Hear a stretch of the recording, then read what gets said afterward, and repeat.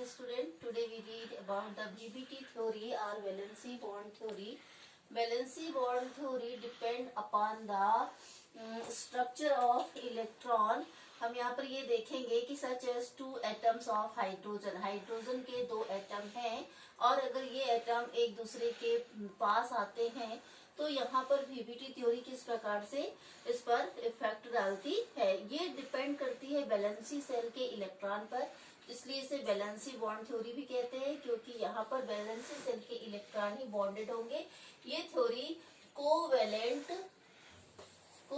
Compound पर ही follow की जा सकती है, कोवेलेंट कंपाउंड पर ही फॉलो होती है। तो यहाँ पर हम देख रहे हैं जैसे हाइड्रोजन एटम, ये हाइड्रोजन दो हाइड्रोजन एटम है, इनमें ये इसका न्यूक्लियस है फर्स्ट का और सेकंड का न्यूक्लियस ही जिसमें पॉजिटिव चार्ज है और इलेक्ट्रॉन हाइड्रोजन एटम के वैलेंसी सेल में ओनली वन इलेक्ट्रॉन सर्कुलेट करता है।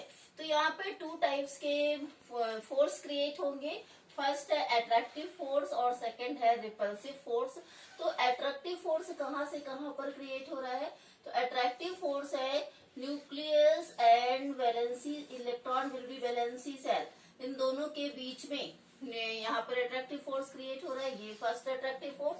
एंड सेकंड अट्रैक्टिव फोर्स है कि nucleus of one orbital and electron of second orbital, in between दोनों के बीच में अट्रैक्टिव फोर्स। तो फर्स्ट अट्रैक्टिव फोर्स ये हो गया एंड सेकेंड अट्रैक्टिव फोर्स ये यहाँ पे काम कर रहा है। इसी तरह से रिपल्सिव फोर्स, इसी तरह अगर हम सेकेंड मॉलिक्यूल की बात करें तो सेकेंड मॉलिक्यूल का भी ये अट्रैक्टिव फोर्स है, first attractive force, and second molecule का ये सेकेंड अट्रैक्टिव फोर्स यहाँ पे काम कर रहा है। और अगर रिपल्सिव फोर्स की को देखें तो repulsive force electron and electron between electron, two electron के बीच में रिपल्सिव फोर्स होगा एंड टू न्यूक्लियस के between two nucleus repulsive force है। तो ये एक रिपल्सिव फोर्स यहाँ पे काम कर रहा है और सेकंड रिपल्सिव फोर्स ये काम कर रहा है और इस तरह से attractive force. But attractive force की जो है वो स्ट्रॉन्ग है, उसकी स्ट्रेंथ पावर रिपल्सिव फोर्स से स्ट्रॉन्ग होती है, इसलिए यहाँ पर हम ये देखते हैं कि दोनों फोर्स एक दूसरे के पावर को क्या करते हैं, एक कैंसिल कर देते हैं। तो यहाँ पर दोनों फोर्स जो है वो एक दूसरे के पावर को डिस्ट्रॉय कर रहे हैं, कैंसिल कर रहे हैं। बट यहाँ पर हम देख रहे हैं कि attractive force is more stable. कैसा है?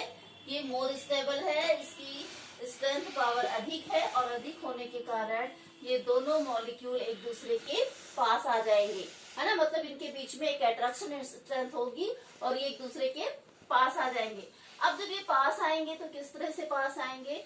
तो हाइड्रोजन एटम में attractive of the hydrogen attract to each other, दोनों मॉलिक्यूल एक दूसरे से अट्रैक्ट होंगे और create a nucleus of hydrogen molecule, एक हाइड्रोजन मॉलिक्यूल का ये न्यूक्लियस बनाएंगे। अब देखो दूसरे इसमें एक वर्ड यूज होता है ओवरलैपिंग। ये थ्योरी जो है वो ओवरलैपिंग पर डिपेंड है। ओवरलैपिंग क्या है? ओवरलैपिंग क्यों हम डिफाइन करेंगे क्या है? तो ओवरलैपिंग है कि टू न्यूक्लियस ऑफ हाइड्रोजन ये एक दूसरे से कितने अटैच होते हैं, कितना एक दूसरे से अटैच, ये इस तरह से रहेंगे तो एक दूसरे से कम अटैच है, ये बॉन्ड कभी भी ब्रेक हो सकता है। बट जैसे जैसे ये एक दूसरे के पास आते जाते हैं तो इनका अटैचमेंट बढ़ता जाता है और ये ओवरलैप हो रहा है, एक दूसरे के ऊपर जा रहे हैं, इसे कहते हैं ओवरलैपिंग। और इस तरह से एक का न्यूक्लियस दूसरे के न्यूक्लियस के पास आ जाता है। देखो ये दो मॉलिक्यूल है, यहाँ पर अगर हम ये देखें जब ये दूर दूर है तो ये जो डिस्टेंस है दोनों मॉलिक्यूल के बीच में ये कहलाती है बॉन्ड लेंथ। और अगर ये ओवरलैप हो जाते हैं तो इनकी जो बॉन्ड लेंथ होती है, ये टू न्यूक्लियस की distance between two nucleus is called bond length. तो इनकी बॉन्ड लेंथ जो है वो फर्स्ट के अकॉर्डिंग कैसी हो गई, डिक्रीज हो गई, है ना। तो ये डिक्रीज हो जाती है, बॉन्ड लेंथ छोटी हो जाती है। और इस तरह से अगर हम देखें कि बॉन्ड लेंथ का जो साइज है वो जैसे जैसे डिक्रीज होगा स्ट्रेंथ पावर उतनी ही ज्यादा इंक्रीज होती जाएगी, उस बॉन्ड की स्ट्रेंथ जो होती है वो इंक्रीज होती जाती है और इस प्रकार से टू मॉलिक्यूल्स एक दूसरे के साथ बॉन्ड क्रिएट करते। अब देखो ये तो ओवरलैपिंग हो गई। अब ओवरलैपिंग का टाइप क्या है? तो अगर ये देखेंगे कि बिकॉज अगर ओवरलैपिंग कैसी हो रही है, पैरेलल ओवरलैपिंग हो रही है, two molecules overlap between each other to head, है ना। दोनों के हेड एक दूसरे के साथ ओवरलैप होते हैं, तो इस तरह से जो बॉन्ड क्रिएट होगा उस बॉन्ड को सिग्मा बॉन्ड कहते हैं। तो स्ट्रेंथ पावर सिग्मा बॉन्ड की अधिक होती है। सिग्मा बॉन्ड जो है इसको हम सिंगल बॉन्ड भी कहते हैं। सिंगल बॉन्ड और सिग्मा बॉन्ड और स्ट्रेंथ मैक्सिमम स्ट्रेंथ पावर होती है इसकी, ये हाईली स्ट्रेंथ बॉन्ड होता है। तो यहाँ पर अगर ओवरलैपिंग कैसी हो रही है, हेड टू हेड ओवरलैपिंग है, पैरेलल ओवरलैपिंग हो रही है एक दूसरे से, तो इस तरह से ओवरलैप हो रहे हैं एक दूसरे के साथ, तो ये जो बॉन्डिंग क्रिएट हो रहा है ये सिग्मा बॉन्ड है। इस तरह से हम सिग्मा बॉन्ड के स्ट्रक्चर तक आए। Concept of valency bond theory. First, orbitals overlap to each other to create a sigma bond और पाई बॉन्ड। ऑर्बिटल ओवरलैप होते हुए या तो सिग्मा बॉन्ड बनाएंगे या फिर पाई बॉन्ड बनाएंगे। फर्स्ट सिग्मा बॉन्ड बनाएंगे, उसके बाद ही पाई बॉन्ड क्रिएट होगा। सेकंड है, two unpaired electron overlap then should be paired. दो अनपेयर्ड इलेक्ट्रॉन ओवरलैप होकर पहले अनपेयर्ड रहते हैं, अनपेयर्ड इलेक्ट्रॉन ही ओवरलैप होंगे और ओवरलैप होकर पेयर्ड हो जाएंगे। और थर्ड है, two paired electron contain opposite spin. Pairing जो होगी वो इलेक्ट्रॉन की वो हमेशा अगर एक क्लॉकवाइज डायरेक्शन में है तो अगर एंटी क्लॉकवाइज डायरेक्शन में जाएगा और उनकी स्पिन हमेशा अपोजिट होगी। मतलब वन ऑर्बिटल के अंदर एक ऑर्बिट में 2 इलेक्ट्रॉन प्रेजेंट होंगे और जो कि अपोजिट स्पिन के होंगे। अब हम यहाँ पर देखेंगे कि ये तो 3 बातें हो गई। अब इसके बाद हम नेक्स्ट देखते हैं कि ओवरलैपिंग किस प्रकार से होती है। तो हमने आपको बताया है कि ओवरलैपिंग जो है वो 2 टाइप्स की है। एक तो है कि डायरेक्ट एक्सियल ओवरलैपिंग हो रही है। फर्स्ट है एक्सियल ओवरलैपिंग और सेकंड जो होती है वो पार्शियल होती है, पार्शियल ओवरलैपिंग। तो एक्सियल और ओवरलैपिंग क्या है कि मान लो ये जैसे एस ऑर्बिट है, एस ऑर्बिट और एस ऑर्बिट आपस में ओवरलैप हो गए, तो एस ऑर्बिट आपस में ओवरलैप हो गए, तो इस तरह से ओवरलैपिंग हुई, एक्सियल हुई, एक दूसरे के ऊपर ये जो है वो ओवरलैप हो गए। तो इस तरह से ये जो ओवरलैपिंग होगी ये हेड टू हेड ओवरलैपिंग होती है। तो हेड टू हेड ओवरलैपिंग हो रही, दोनों के हेड एक दूसरे के साथ ओवरलैप होते हैं, तो इस तरह से सिग्मा बॉन्ड क्रिएट होगा। अब सपोज करो या इसे हम ये भी कह सकते हैं कि प्लस प्लस ओवरलैपिंग हो रही, तो हम 3 टाइप्स की ओवरलैपिंग यहाँ पे डिस्कस कर सकते हैं। पहली पॉजिटिव, दूसरी है नेगेटिव और थर्ड होती है 0, है ना। ये 3 टाइप्स की ओवरलैपिंग है। पॉजिटिव मीन्स प्लस प्लस आपस में ओवरलैप हो गए, या फिर 2 ऑर्बिट के माइनस माइनस आपस में ओवरलैप हो गए। ये दोनों ही कंडीशन पॉजिटिव ओवरलैपिंग को शो करेगी। ये तो थी एसएस ओवरलैपिंग। अगर यहीं पर अगर हम देखें सेकंड कंडीशन की एस ऑर्बिट पी ऑर्बिट के साथ ओवरलैप हो रहा है, तो ये P orbit double shaped orbit होता है पी ऑर्बिट, और ये एस के साथ ओवरलैप हो रहा है, तो P orbit then S orbit. ये पी का हेड है प्लस और ये एस है प्लस, प्लस प्लस ओवरलैपिंग हो रही है, मतलब यहाँ पे भी हेड टू हेड ओवरलैपिंग हो रही है और सिग्मा बॉन्ड क्रिएट हो रहा है। ठीक है, यहीं पर पी के तो एस और पी हो गई। अब पी ऑर्बिट यदि इस तरह से ओवरलैप हो रही है, एक हम देखेंगे नेक्स्ट कंडीशन कि पी ऑर्बिट से ओवरलैप हो रही है, तो ये P orbit P Z orbit है, पी जेड ऑर्बिट के साथ ओवरलैप हो रही है हेड टू हेड, इसका प्लस इसके प्लस के साथ ओवरलैप हो रहा है, तो ये पॉजिटिव ओवरलैपिंग है, then create sigma bond. Okay, and अगर ये ओवरलैपिंग नहीं होती है तो दूसरी है कि एक का प्लस दूसरे के माइनस के साथ ओवरलैप हो रहा है, अपोजिट डायरेक्शन में ओवरलैपिंग हो रही है, तो भी इस पर भी क्या होगी, ये एक का प्लस और दूसरे के माइनस ओवरलैप होंगे, और इस तरह की ओवरलैपिंग में जो सिग्मा बॉन्ड बनेगा, सिग्मा बॉन्ड ही क्रिएट होगा, देन ये ओवरलैपिंग नेगेटिव ओवरलैपिंग कहलाएगी। क्या हो जाएगी, negative overlapping.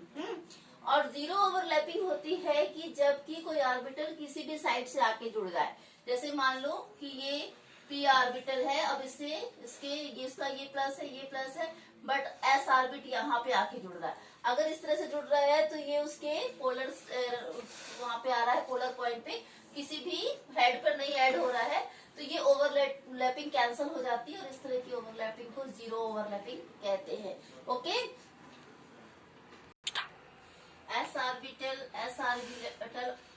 overlap to each other, axial overlapping. Axial overlapping creates sigma bond.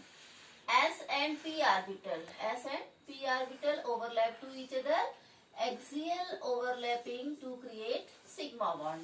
And then p and p orbitals, it is these are orbital overlapping are positive overlapping, and p orbital overlap to each other to create sigma bonding, because the overlapping is axial overlapping है ना, overlapping parallel हो रही है दोनों की, तो axial overlapping हो रही है, और जब axial overlapping होगी तो क्या क्रिएट होगा, सिग्मा बॉन्ड। अब देखो यहाँ पर देखना कि टू ऑर्बिटल है P Y and P Z, P Y and P Y or P Z and P Z, P Y and P Y orbital, first का P Y orbital and second का भी पी वाई ऑर्बिटल, ये overlap हो रहा है, but to head overlap नहीं हो रहा है, हेड से हेड ओवरलैप नहीं हो रहा है, बल्कि इनकी जो ओवरलैपिंग हो रही है ये कैसी हो रही है, इस तरह से हो रही है ना, मतलब पोलर पॉइंट के upper side and lower side, मतलब ये हेड से इस तरह से हेड टू हेड ओवरलैप नहीं हो रहा है, बॉडी टू बॉडी ओवरलैप हो रहा है। मतलब कहने का है कि अभी ओवरलैपिंग ऐसी हो रही थी, ऐसी ओवरलैप ना होकर अब ये ऐसे ऐसे ओवरलैप हो रहे हैं, बॉडी टू बॉडी ओवरलैप होते हैं। तो इस तरह की ओवरलैपिंग जो होती है ये पोलर पॉइंट से अपर एंड डाउन कंडीशन पर होती है, इसे हम बोलते हैं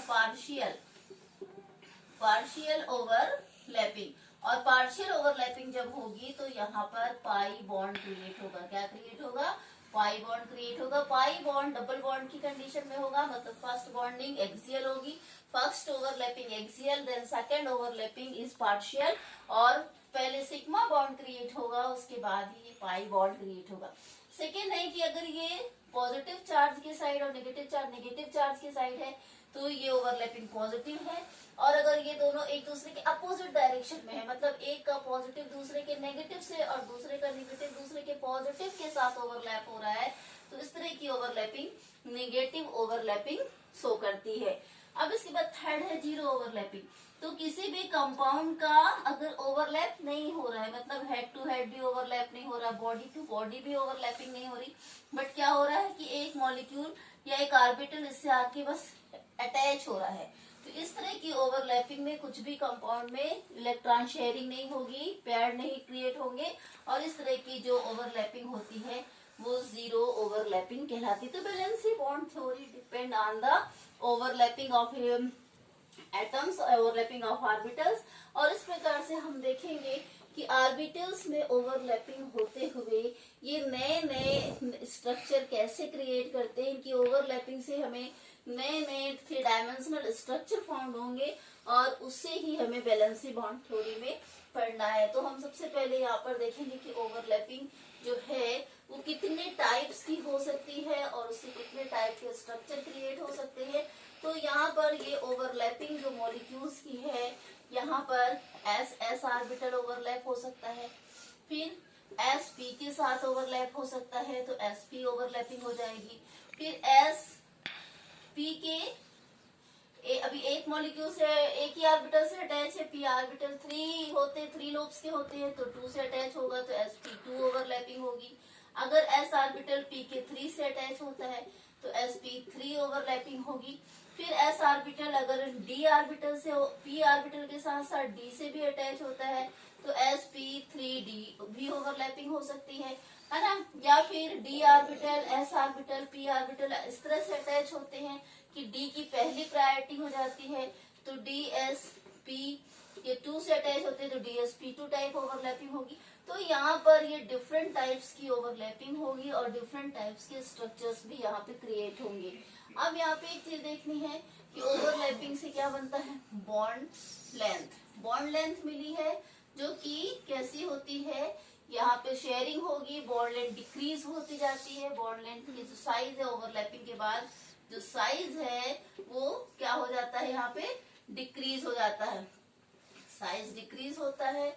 और बॉन्ड एंगल भी अलग अलग ओवरलैपिंग के थ्रू अलग अलग बॉन्ड एंगल क्रिएट होते हैं। हाँ, तो अब हम ओवरलैपिंग के बाद कंपाउंड में नेक्स्ट टॉपिक को पढ़ेंगे, जो कि हमारा होगा हाइब्रिडाइजेशन। हाइब्रिडाइजेशन जो कि बहुत इंपॉर्टेंट कंपाउंड है, और हाइब्रिडाइजेशन और नए नए स्ट्रक्चर्स को क्रिएट करना नेक्स्ट क्लास में मैं आपको बताऊंगी। ओके।